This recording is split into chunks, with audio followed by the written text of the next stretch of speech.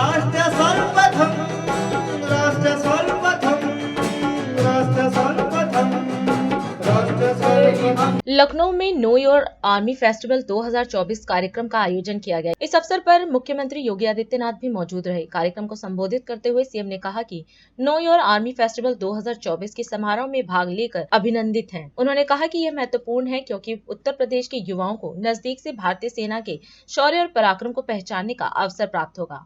मुख्यमंत्री ने कहा कि यूपी वीरों की भूमि है। देश की सुरक्षा के लिए लड़ी गई हर लड़ाई में हमारे जवानों ने महत्वपूर्ण योगदान दिया है। देश की सीमाओं की रक्षा करने में अपने प्राणों की आहुति देने वाले सैनिकों के परिजनों को यूपी सरकार अपनी ओर से 50 लाख की अनुग्रह राशि और परिवार के एक सदस्य को सरकारी नौकरी देने की व्यवस्था भी कर रही है। मैं सबसे पहले आज के समारोह के लिए भारतीय सेना को हृदय से बधाई देते हुए इस वर्ष के आयोजन के लिए प्रदेश की राजधानी लखनऊ में स्थित सेंट्रल कमांड को चुना गया है। इसके लिए आदरणीय प्रधानमंत्री जी का, आदरणीय रक्षा मंत्री जी का और भारतीय सेना का हृदय से आभार व्यक्त करता हूं। नो योर आर्मी फेस्टिवल 2024 के आज के समारोह में यहां पर आकर के मुझे आनंद की अनुभूति हो रही है। ये मेरे लिए इसलिए भी महत्वपूर्ण है कि देश की आबादी के सबसे बड़े राज्य उत्तर प्रदेश के हमारे युवाओं को नजदीक से भारतीय सेना को जानने, उनके शौर्य और पराक्रम को नजदीक से पहचानने का अवसर प्राप्त होगा। यहाँ पर अभी जो प्रदर्शन हमारे सिख रेजिमेंट से जुड़े हुए इन बहादुर जवानों ने दिखाया है, भारत की प्राचीन युद्ध कला कैसे उस कालखंड में हमारे यहाँ पहले से ही युवाओं को इसमें पारंगत करके आक्रांताओं का जवाब देने के लिए तैयार किया जाता था।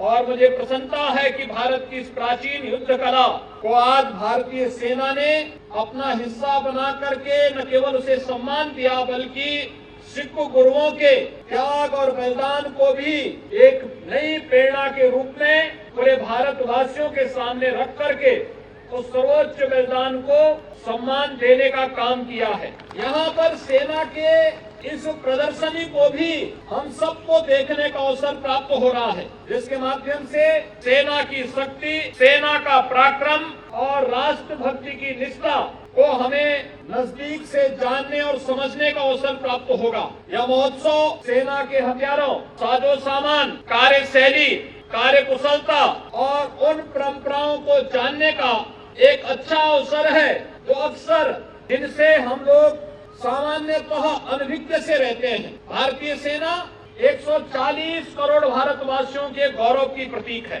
देशवासी इसकी ताकत को जानते हैं, उस पर अटूट विश्वास रखते हैं और जब सेना और आम जनमानस एक दूसरे के साथ मिल करके कार्य करते हैं तो परिणाम कई गुना अधिक लाने में सफलता प्राप्त हो सकती है। भाइयों बहनों, हम सबको इस बारे में अवश्य गौरव की अनुभूति होती है कि उत्तर प्रदेश वीरों की भूमि है। देश की सुरक्षा के लिए हर लड़ाई में हमारे जवानों ने महत्वपूर्ण योगदान दिया है। अनेक वीरों ने अपने शौर्य और पराक्रम से देश की सुरक्षा करते हुए प्रदेश का गौरव भी बढ़ाया है।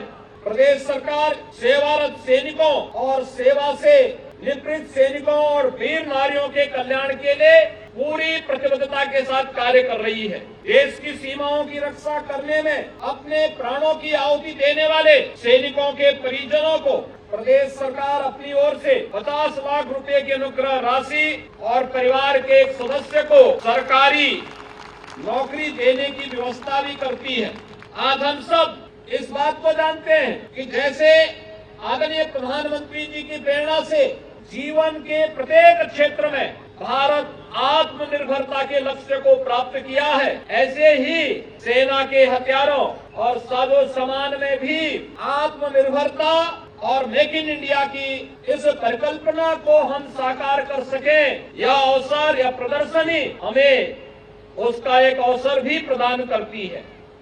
हम सब इस बात को जानते हैं कि 2018 में जब उत्तर प्रदेश में हम लोगों ने इन्वेस्टर समिट किया था, उस इन्वेस्टर समिट में प्रधानमंत्री जी ने देश के अंदर 2 डिफेंस मैन्युफैक्चरिंग कॉरिडोर की घोषणा की थी, जिनमें से एक तमिलनाडु में और दूसरा देश के हृदय स्थल उत्तर प्रदेश में स्थापित हो रहा है। और मुझे प्रसन्नता है कि फरवरी 2020 में प्रदेश की राजधानी में आयोजित हुए डिफेंस एक्सपो के उस भव्य आयोजन में, जिसमें देश और दुनिया ने भारतीय सेना के गौरव को, उसके शौर्य और पराक्रम को नजदीक से देखने का अवसर प्राप्त हुआ था, उस अवसर पर अनेक प्रस्ताव उत्तर प्रदेश के डिफेंस मैन्युफैक्चरिंग कॉरिडोर के लिए उत्तर प्रदेश शासन को प्राप्त हुए हैं।